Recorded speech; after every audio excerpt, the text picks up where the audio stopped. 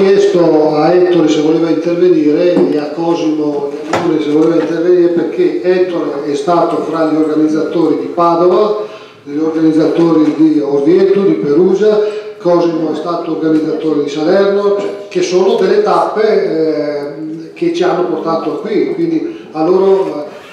il tempo è... Sintetizzo in maniera proprio schematica, con l'obbligo di portare un grazie davvero a tutti coloro che sono intervenuti, perché ci hanno arricchiti. È vero, i tempi hanno sforato, però anche gli ultimi interventi dal Presidente, dalla responsabile, veramente tutti ci hanno messo il cuore e la testa, Nino Gemello, tutti li voglio ringraziare. Dobbiamo ringraziare Paolo Voltaggio, Andrea Marco D'Agostini, Daniele Ricciardi, che hanno curato con Sergio Marini, che ha messo a disposizione, Sergio Marini è l'ex presidente di Coldiretti, ha messo a disposizione la sua struttura della fondazione perché ci fossero tutti i progress, perché siamo qui tutti rimboccandoci le maniche, non c'è nessuno che finanzia, tutti mettono del loro e quindi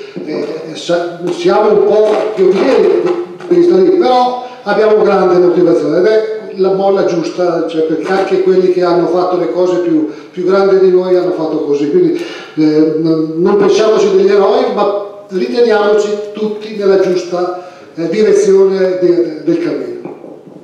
Oggi chi ha seguito il Cardinale Re e chi ha seguito Monsignor Toso si sarà reso conto che sono letteralmente fatti a pezzi 3 tabù,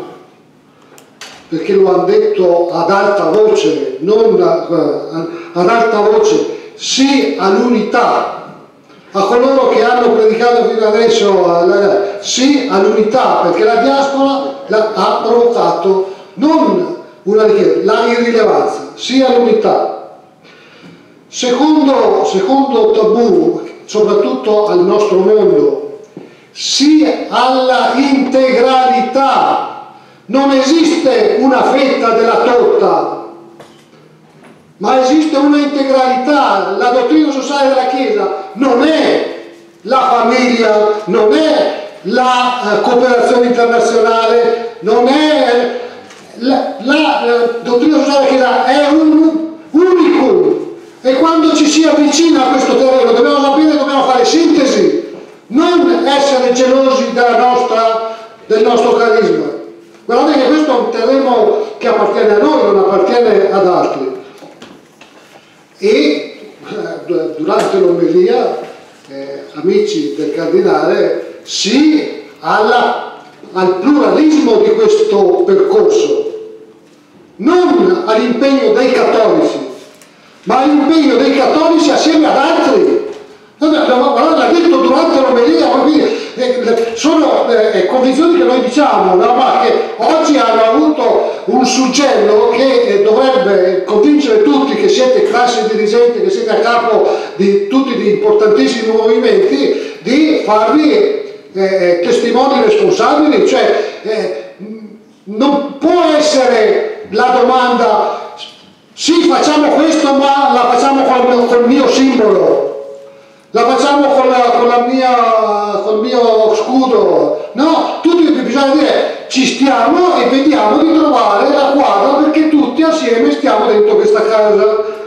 Quindi allora vuol dire questo, essere consapevoli che siamo dentro un percorso di ricerca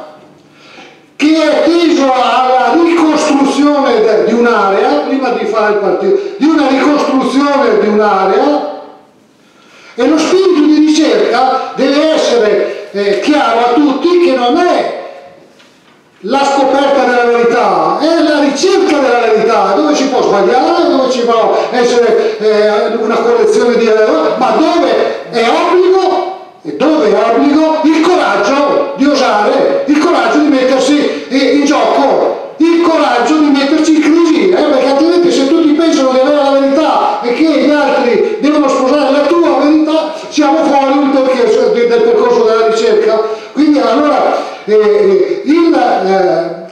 di indirizzo che è stato approvato a Padova con 2 emendamenti che sono stati inseriti, che è stato approvato a Salerno e che vi chiedo di votare oggi, si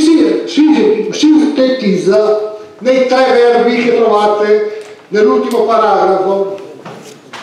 Non sottrarsi alla opportunità di confrontarsi